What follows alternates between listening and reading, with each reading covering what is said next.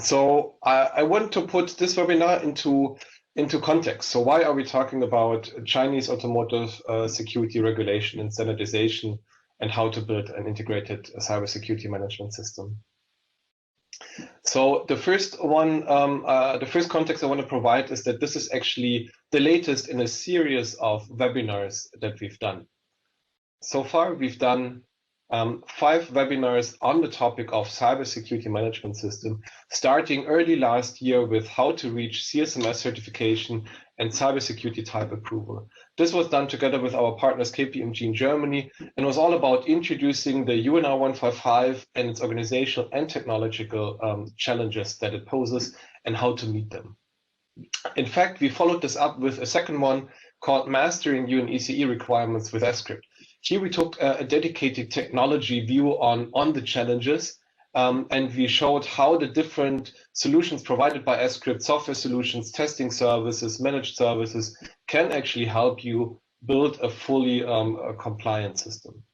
The third one is actually one of my favorite ones. It goes back into the organizational domain of the topic CSMS, and it's called Cybersecurity Supplier Governance with Proof. This is together with our partners Align and KPMG, and this is where we showed for the first time our proof maturity model, which can help you to measure your own or that of your supply chain maturity regarding cybersecurity, product security, and how far you've come relative to relevant standards in the automotive domain.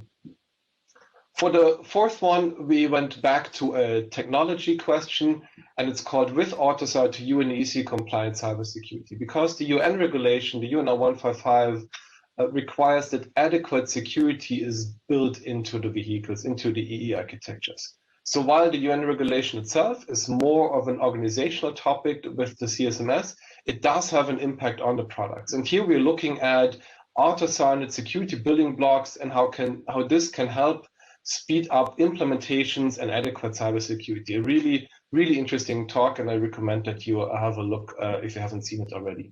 The last one was, I think, in June, where we looked at the sister regulation of the UNR 155, namely the UNR 156 and software update management systems, and how this has an impact on OEMs and suppliers.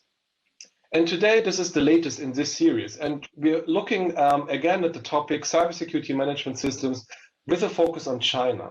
Why China and why regulation and standardization in China?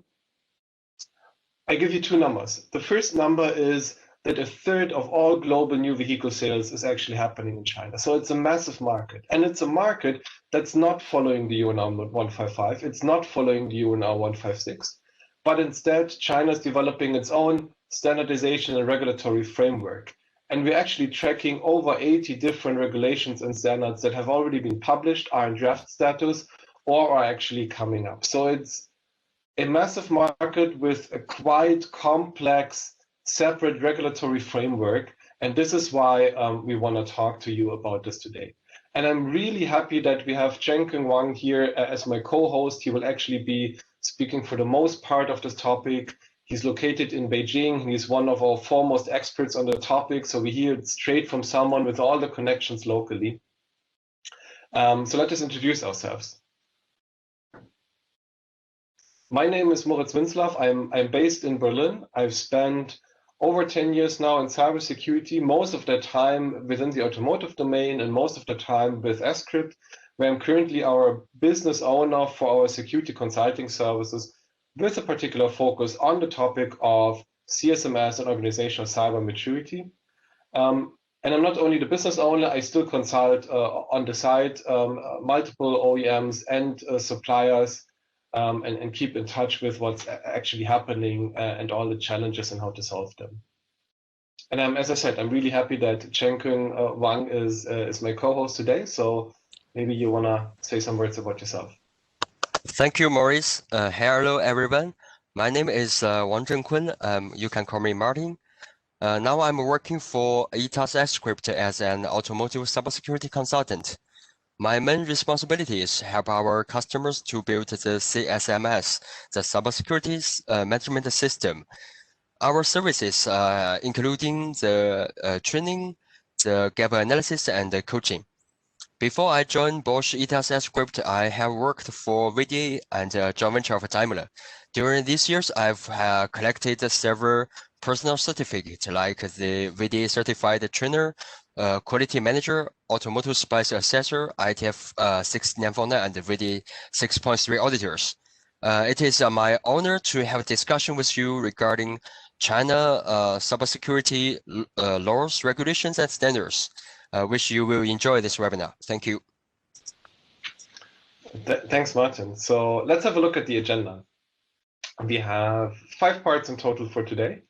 The first part is just a quick flashlight on the UNR 155 and the ISO SAE 21434, because we'll use this as a measuring stick and as a comparison to what we now see in the Chinese market, which is then the second section, an overview given by Martin on the regulation and standardization happening in China, with a deep dive in section 3 on especially the ICV access guide, because we feel that we see that this plays an important central role in this whole framework that's being built up in China.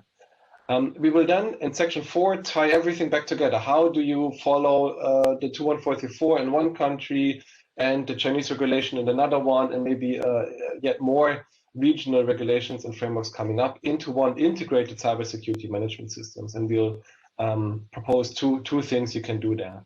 And then we'll reserve some time for your questions. I'm already looking forward to them. I already see some coming in. So now let's get started.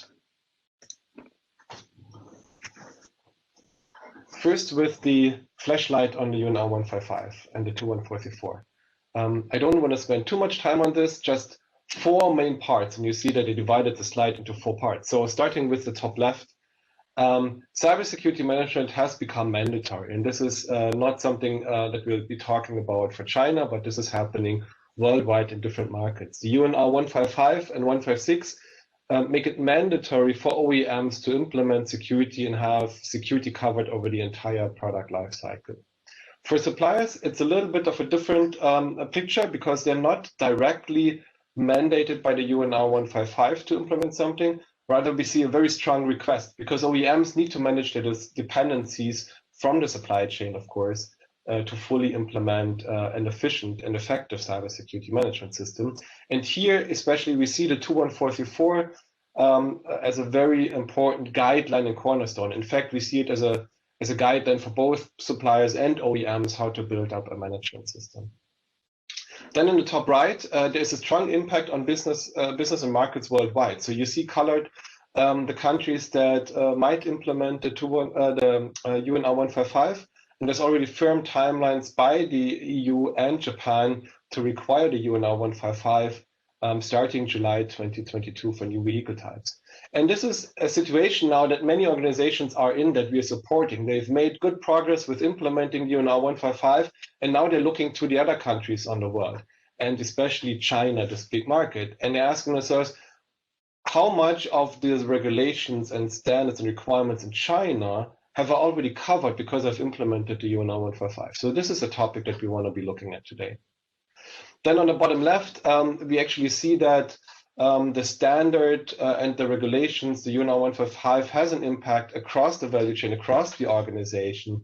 And on the bottom right, we also see that it has at the same time an impact on existing products. So we did a survey together with KPMG in Germany early this year. You'll find the resulting maturity report on our website since last week. And one question is, we asked, what kind of impact on existing products the UNR 155 will have? And you can see that the majority actually expects some retrofitting to have to happen to stay up to par. And these are the questions that we also want to keep in mind now as we listen to Martin diving into the Chinese regulation standardization and what kind of requirements are coming up in that country.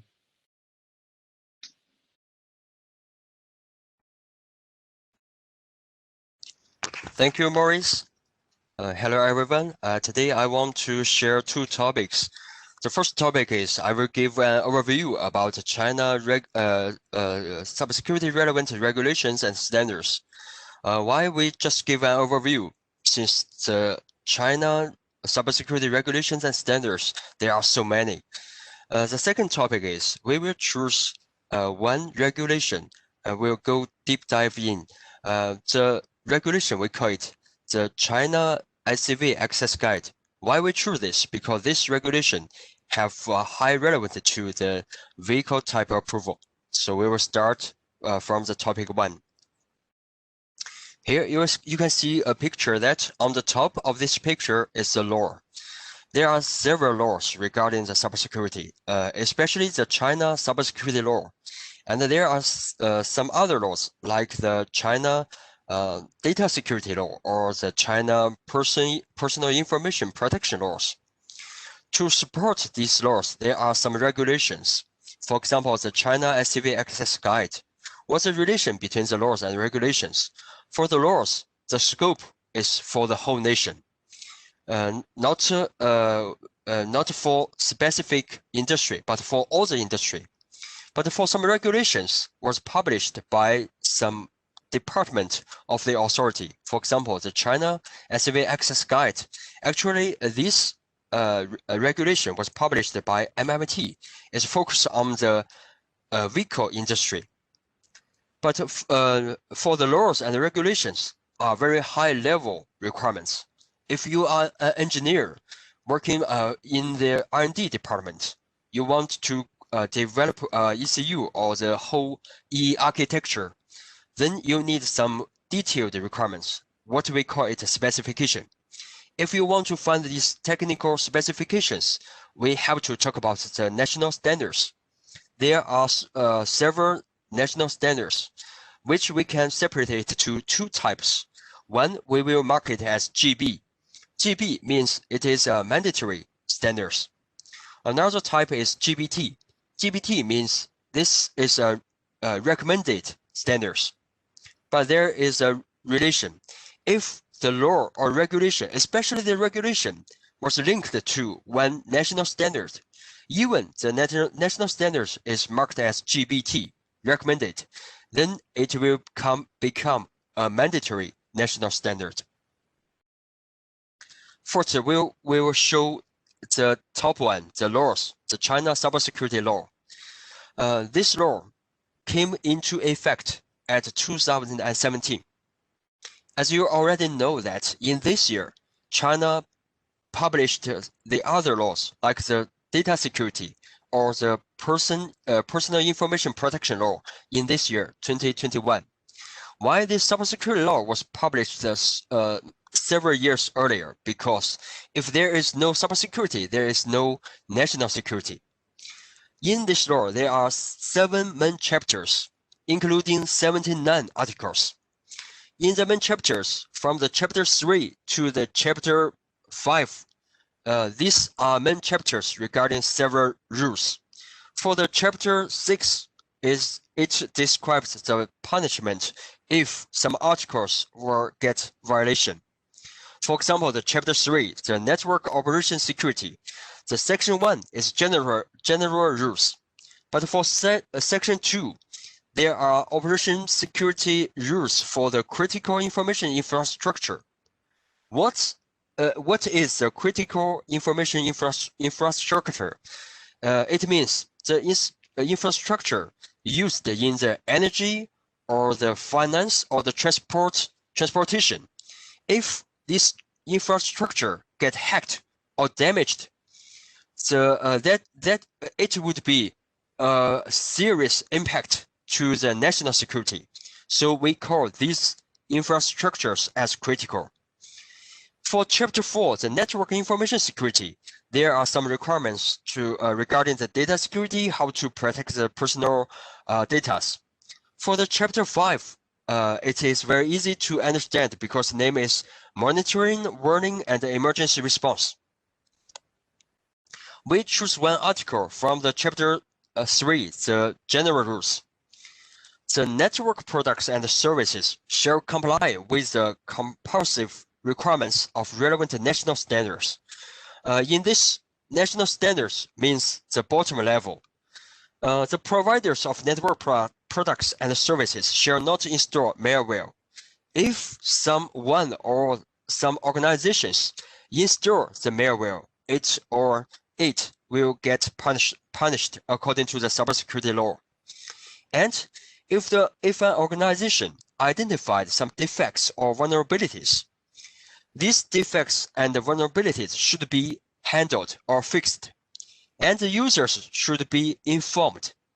Meanwhile, the organization should report these defects and vulnerability and relevant information to some relevant authorities.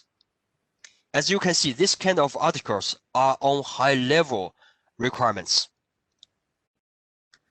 For the middle level is regulation. We will mention the China SCV Access Guide. This access guide was published in this year, April.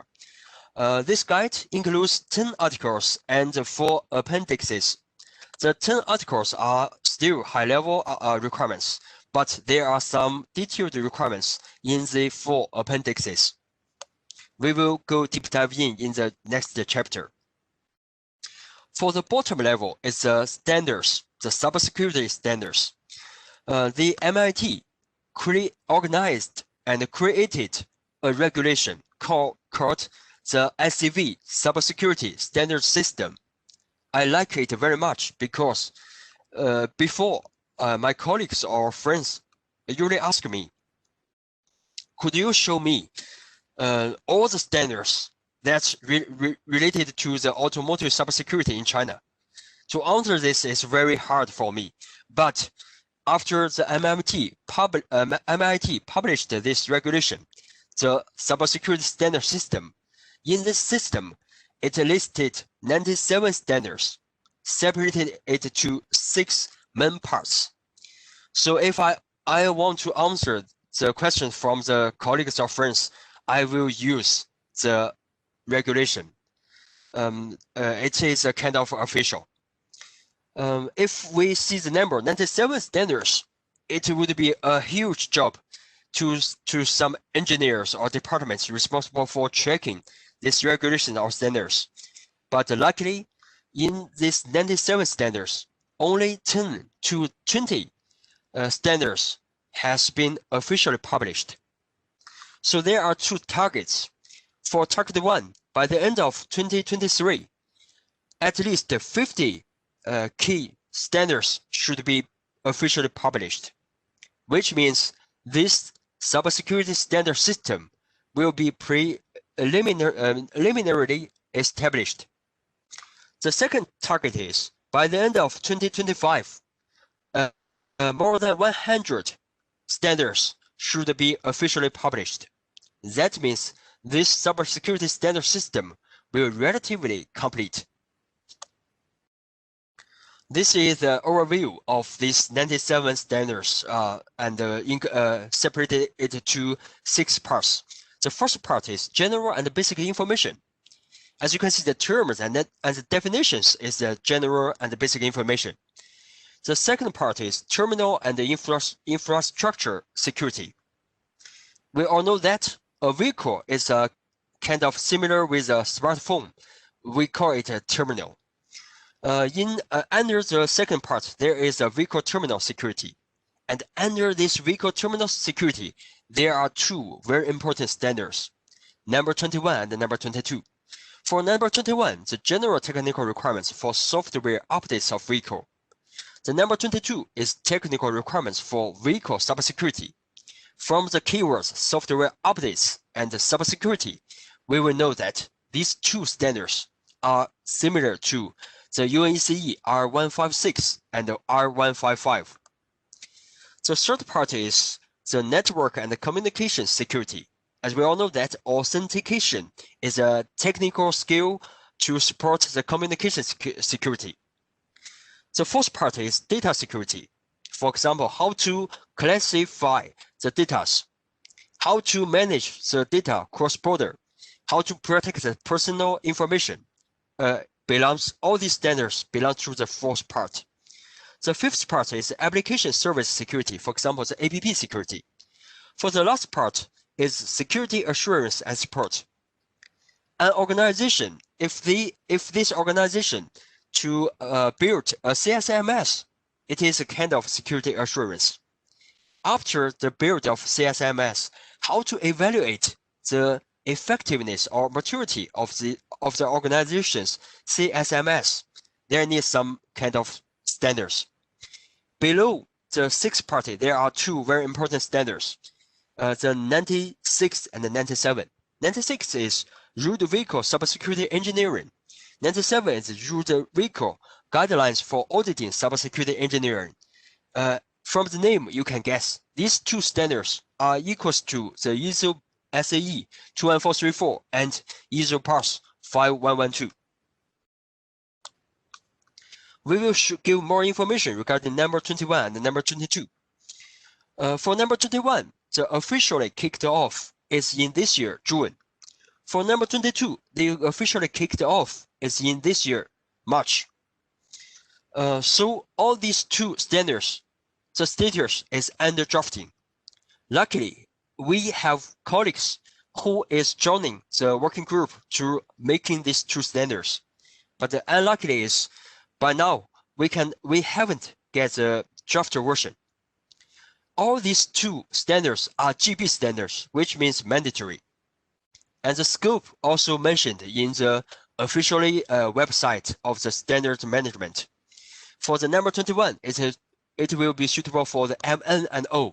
For the number 22, it will be suitable for MN and O type with at least one ECU.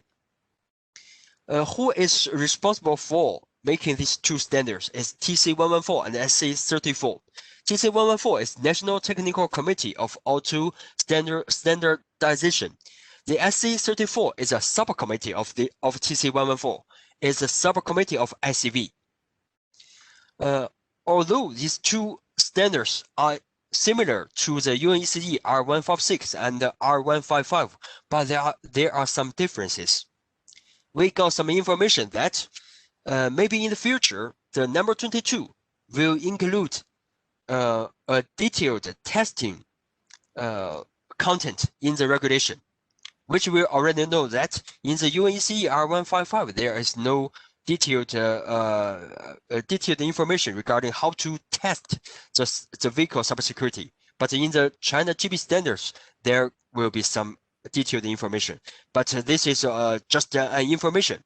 We will see after these two standards officially published. We estimated that in the 2022, the quarter 4, these two standards will be officially published. So that's all the information for the chapter 2, an overview of the China cybersecurity relevant laws and regulations and the standards. For the next chapter, we will go deep dive in the ICV access guide. As the last chapter said that this regulation is in the middle. This is a regulation to support a law, but still this regulation needs some national standards to support it. This regulation was published by MIT on this year, April. It includes 10 articles and 4 appendixes. But there are 3 very important information I want to deliver. The first information is this access guide, the application scope is just conditional driving automation and high driving automation, which we usually see the level 3 or level 4 according to SAE standards. The meaning behind it is most of the passenger cars will not be involved, but some commercial cars, the trucks, will be involved, and some luxury passenger cars, which have the level 3 or level 4 function, will be involved in this access guide. The second very important information is this access guide is a pilot. This pilot is not the same like a draft. It is an official regulation, but pilot. Pilot means the authority just publish these regulations. They will get the feedback from the vehicle industry, especially from OEMs. Then the regulation will be modified or updated in the future. The third very important information is this regulation not only talk about cybersecurity, it will also talk about functional safety, ZOTIF, and software updates. But in this webinar, in our presentation, we will only talk about the articles relevant to cybersecurity. We have done a very valuable job. We have combined all the articles, cybersecurity relevant and the software updates relevant articles and requirements in the annex to our proof module. Proof means Product Security Organization Framework, which was created or invented by Ascrypt. As you can see in the picture, that we have 3 circles. In the core circle is risk management. It will support the other parts.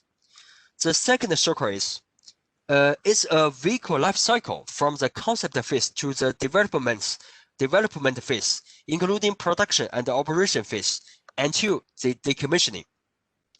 For the third circle, it includes the governance and the ecosystem. The governance means the organization needs to build some cybersecurity policies or to foster a cybersecurity culture or do the cybersecurity audits. For the ecosystem, we are mainly talking about the cybersecurity requirements should be delivered to the supplier chain. So how we link to the article to the proof module?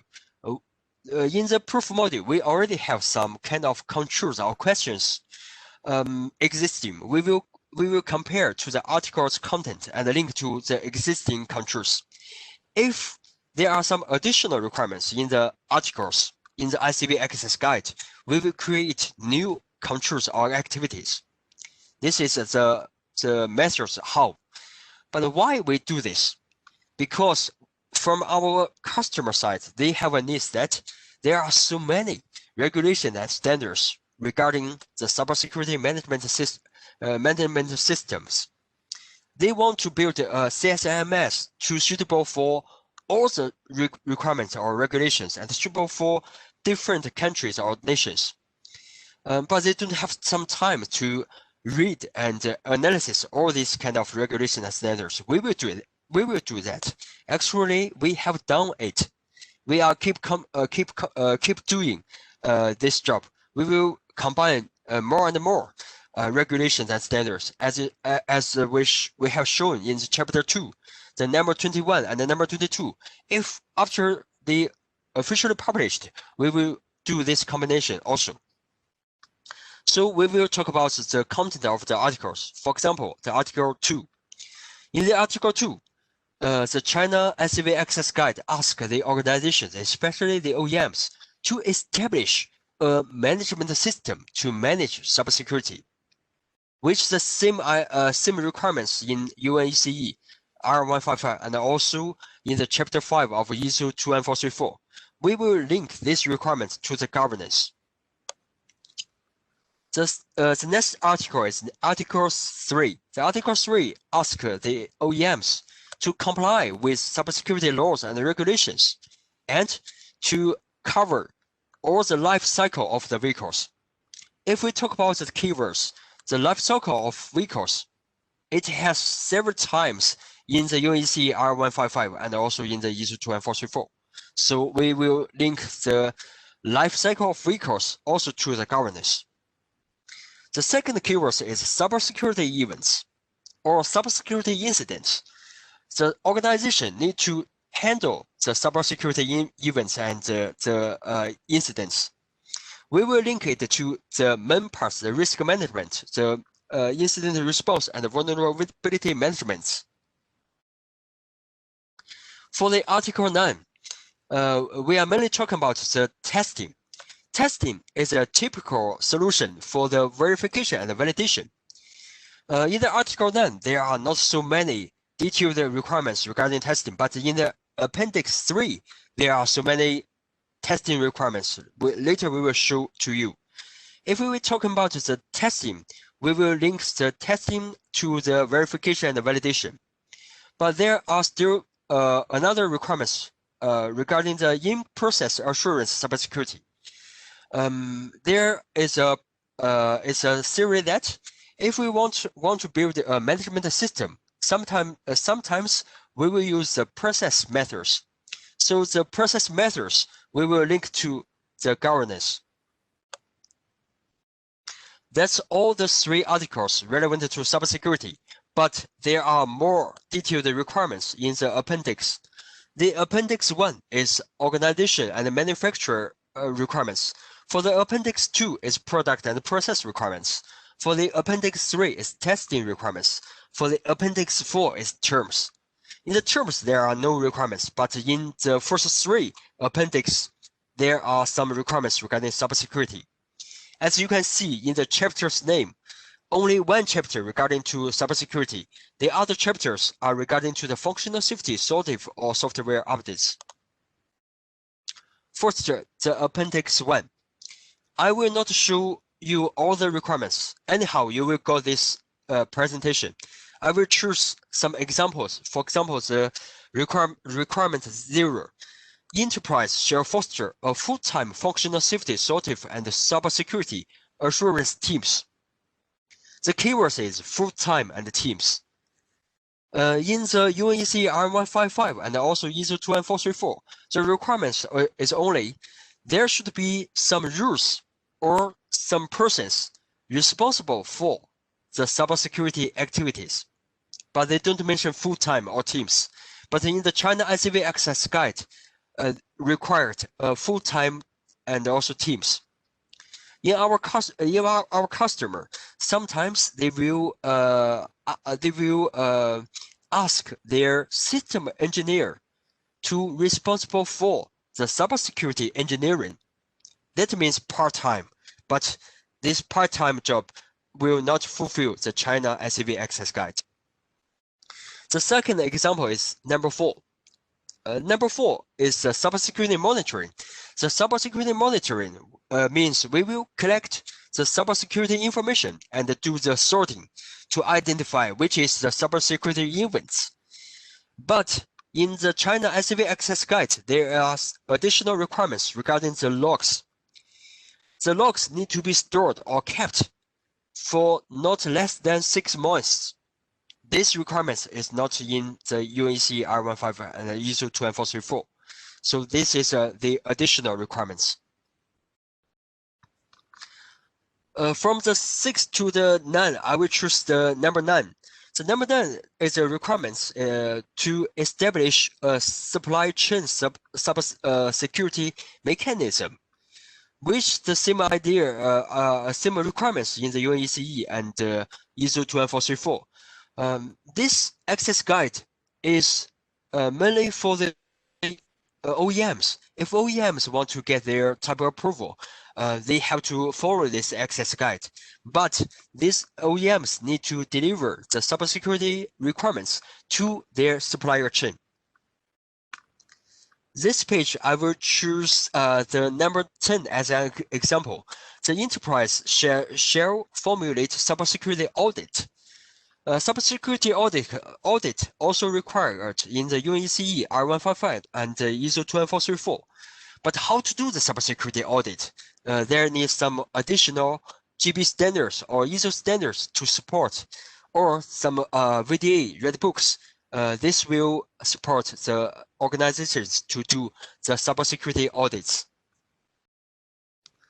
This page shows how we link or combine these 13 or 14 requirements to our proof.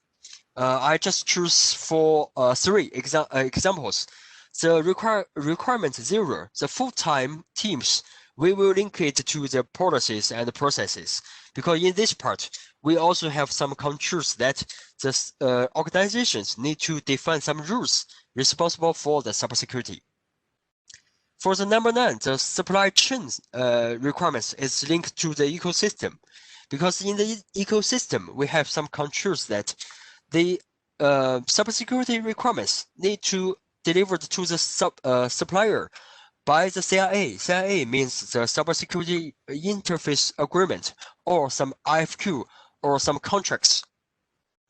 For the number 10, the cybersecurity audit, we are linked to the governance, the audit and the review. The audit is a typical solution to do the CSMS maturity evaluation or assessment. For the Appendix 2, the product and process requirements, from the keywords, we will have a clear idea that which kind of work products will fulfill these 4 requirements. The keywords is risk evaluation, cybersecurity concept, cybersecurity goals, cybersecurity requirements, the product development, the testing, and the verification. From these keywords, we will know that the TARA report, the cybersecurity concept, the cybersecurity specifications, and the cybersecurity verification and validation reports will fulfill these 4 requirements. And these WPs are all defined in the ISO 21434. So in this Appendix 2, there are no additional requirements in the China SAV Access Guide. How we link to our proof? For the TARA, we will link to the risk management. For the concept, there is a concept part in the concept phase. For the product development, there is also a development phase. For the testing and verification, we will link to the testing and verification. So it is very easy to combine to our existing proof controls. For the Appendix 3, is mainly talking about the testing. There are different test effects. For example, the information transmission, the vulnerabilities, the maloperations, the outside connection of vehicles, and the critical data, physical manipulated, and also the data loss and the vehicle data leakage. I will just choose one example, the number 7, data loss and the vehicle data leakage. If you want to sell your car to someone else, how to protect your personal information against the data leakage? There should be some mechanism or some protection measures. These mechanism and the protection measures should be tested. But in the regulation, there are no detailed information how to test it, but the data loss and the vehicle data leakage should be tested. How we link to our proof? It is very easy. For all these 7 requirements are regarding the testing. Testing are typical verification and validation measures. So we have linked all these 7 requirements to the verification and the validation. So that's all the information for the China SAV Access Guide. To summarize this, there are some requirements, articles, and requirements in the appendix regarding the China SAV Access Guide, mainly relevant to the vehicle type approval. All these requirements have been combined to our framework. We have found that there are some additional requirements in the China SAV Access Guide.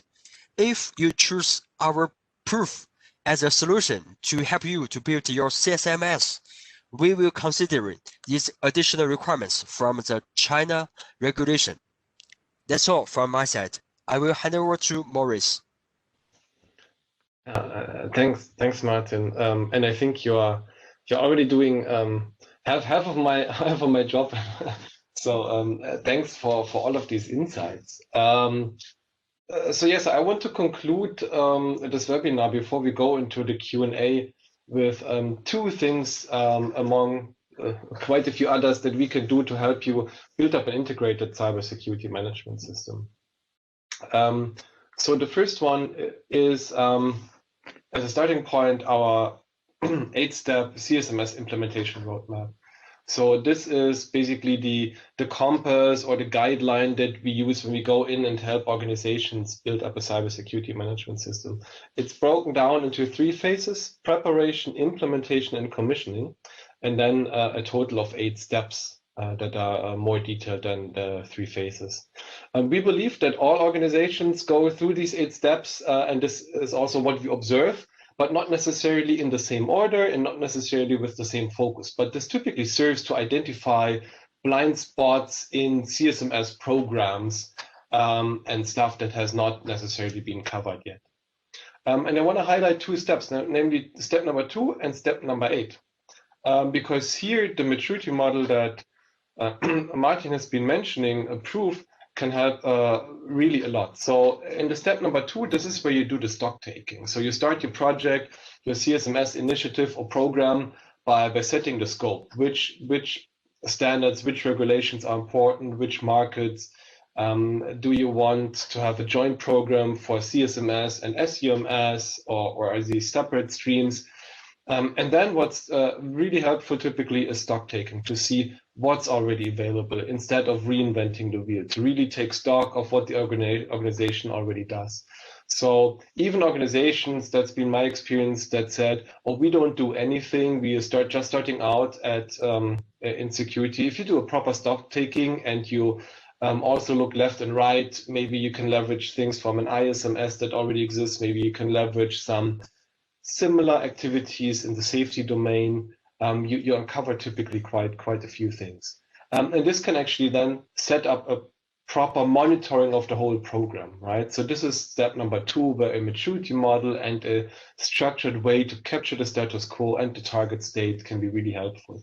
And the other one is the monitoring and evaluation. So once you hand over a CSMS to the line organization, to the target units, and they launch the operation, you need to close the PDCA cycle. And this is also expected typically from certification bodies, to see that there is a PDCA cycle, plan, do, check, act with a continuous improvement. So here, a proper monitoring system that brings transparency to the things that are working well in the CSMS and things that can still improve is also really helpful. And this is, again, one of the other main use cases of our maturity model. So what can this do? Maybe 2 slides on this, or what does it look like? Today, I'm only bringing you slides, but if you go to our webinar on supplier governance, you'll also see some live demo of the maturity model. And also feel free to reach out, and we'll set up a one-on-one session with you to dive more into the details. So just 2 slides today. The first one did. So we've broken down the topic of cybersecurity management systems into 5 domains and 18 subdomains.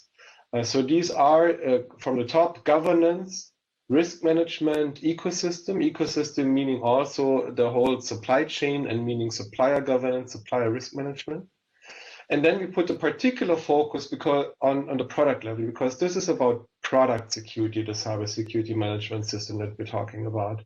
So this is products that need to be developed, that need to be produced, that need to be operated, and particularly that are often operated not within your own domain, but of course at the customers out in the field. So we have 2 more domains, concept and development and production operations, that put a specific emphasis on this one, and which is in our view a very big distinction to run-of-the-mill maturity models for security. So what can it do? So maybe one slide on the different use cases. So when I say maturity model, it actually has 2 maturity dimensions. So the vertical one, classically, you can also call it capability. You'll find this term used sometimes in other maturity models. This is how well you do a certain activity. And what you can do, for example, is you can set a target maturity, a very high one, for your core CSMS that might resolve around UNR 155 and the ISO SAE 21434. And this is a quite typical situation that we experience in projects where the focus is right now. But more and more, this regulation in China is coming up. So with the same maturity model, you can already have an evolutionary path to these kind of standards. And this is the horizontal domain, where you see the number 2. This could be the second use case, where you then perform a delta analysis. You've done your work, you've built up the CSMS, maybe you've already gone through a CSMS certification for the UNR 155, and the big question mark is now, what's the delta? What's the remaining gap? Haven't I done enough? Haven't I done everything that needs to be done for the regulation, for example, in China? And this is what you can do, and you can drive these delta analysis and just focus on the little pieces that are still missing. So it's quite helpful and powerful. And then the third use case is to identify and leverage synergies between the CSMS and related disciplines like software updates. For this reason, we also have the UNR 156 in there. A lot of organizations want to have separate projects for this, and it's almost half-half in the observations we've made. It's almost half-half the organizations Some will want to have a joint management system for both, and some will have separate ones. So you could also do this. We have it in the same questionnaire, and we can provide the mappings to this. Or you could say, I want to do a deep dive for incident response, because for the products that we build, which have high connectivity maybe, which are exposed to a large, very dynamic attack surface, high maturity, and a lot of capabilities in incident response are important. So there you go. We have the mappings coming up in an update quite soon for the PCERT services framework. So you can drive all these different analyses, and we can come in and do these analysis for you in order to have a structured result from an objective, neutral point of view from the outside, in order to allow for benchmarking. Or you can use it for yourself and you subscribe to the updates whenever we add a new mapping, and you can use it continuously within your own organization. So this is the one thing that I wanted to show you and that Martin already discussed a lot. The other one is looking even further ahead. What kind of standards are coming up? What are the things on the horizon that are maybe not yet covered, or where it does not make yet sense to launch a dedicated program within your organization? So this is why we monitor for our own behalf, but also as a service, dozens of activities worldwide, including the ones mentioned by Martin in China, but also in the EU, in Japan, in the US. You see here some of the activities that we are involved in directly or indirectly, including the UNECE, including the 21434 at ISO SAE, including the 5112 auditing framework that's also being developed at ISO level, including the VDA and its ASPICE cybersecurity extension, and so on. And this we offer as a service. And I want to show you one slide before we can enter the comments and the questions, what the service looks like. It's got 3 tiers. The bottom tier, tier number 1, is the service that we do also for internally, to stay up to date, to make sure that the solutions we provide, the consulting we provide, the products we provide, stay up to date and are informed by what's happening there. But we also provide this as a service to you. And the way we do it is we provide bi-monthly reporting. So this is curated information, meaning we'll enrich the information, we'll give timelines of when things are entering a draft mode or expected to be released or expected to come in force. We give information like what regions are affected, what the main requirements are. And this is then collected by our subject matter experts and put into a nice bi-monthly report for you. And then, of course, on the level 3, this is then when we have a dedicated team for you. This is taking it the next step. So you get these reports, and now you need to identify what parts have you already covered, not only in the sense of a maturity model, but also in the sense of internal corporate norms and standards. Have you covered everything in your secure product development process? Yes or no? Are any policies missing? Who needs to be informed of any new requirements? And this is also going into the technical standards, right? So today we discussed a lot more the organizational side, but a lot of the activities we monitor also cover technical standards. So this could also be technical gap analysis, technical checks against your products, whether they are meeting the requirements from the standards. And this we can do with an on-site or close to you client engagement team of experts that help you roll out this change across the organization. Yeah, and these are the 2 things I wanted to show. One, the maturity model, where you can monitor yourself or your supply chain in terms of the maturity also relative to standards. And this one actually looking into the future on what's coming up ahead, so you're prepared and you're ready in time.